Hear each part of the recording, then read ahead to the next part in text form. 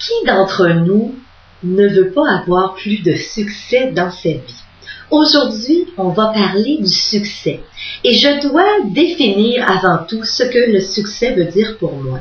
Dans un des livres que j'ai publié, qui s'appelle « Ces gens qui ont du succès, sont-ils vraiment plus chanceux que les autres ?» J'explique que le succès, c'est très relatif. Ce n'est pas que le succès au niveau professionnel ou encore que le succès financier. Le succès, c'est d'atteindre un équilibre dans toutes les sphères de sa vie.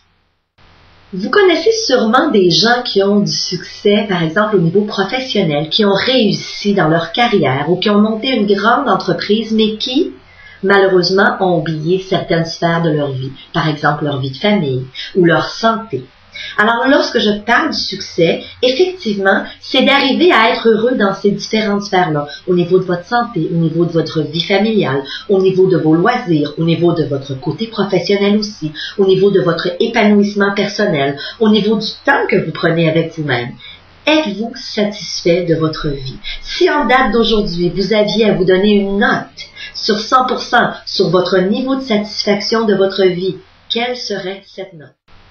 Alors, j'ai ressorti des dénominateurs communs chez les gens qui ont du succès dans les différentes sphères de leur vie. Et on va, dans le cadre de cette chronique, regarder quels sont ces dénominateurs communs. D'une part, les gens qui ont du succès ont une bonne attitude. C'est un dénominateur commun chez l'ensemble de ces personnes-là. Ce sont aussi des gens qui ont la capacité de changer leur focus, de voir ce qui va bien plutôt que de voir ce qui va mal dans leur vie. Ce sont aussi des gens qui ont cette capacité à dédramatiser, à ne pas faire des drames avec des choses qui en soi sont banales.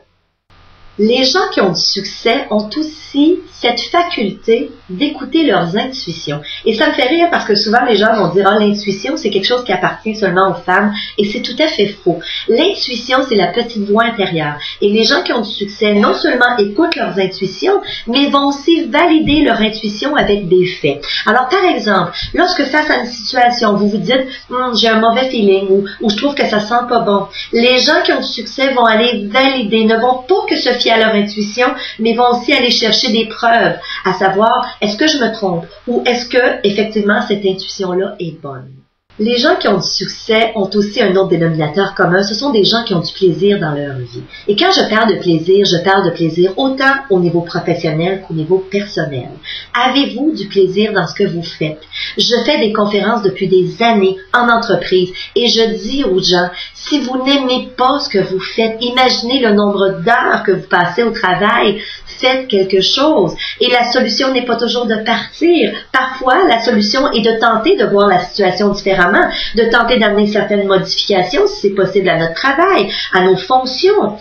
Posez-vous ces questions-là. Est-ce que j'ai du plaisir dans ma vie personnelle? Est-ce que j'ai du plaisir au niveau professionnel? Les gens qui ont du succès sont aussi des gens qui ont appris à se responsabiliser.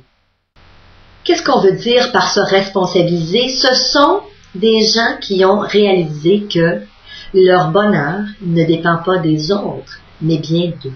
Se responsabiliser, c'est se poser la question suivante. Est-ce qu'il y a des sphères dans ma vie actuellement qui mériteraient que j'y prête un peu plus d'attention, ma santé, ma famille, mon travail? Et que puis-je faire pour améliorer mon niveau de satisfaction? Voilà ce que les gens qui ont du succès font.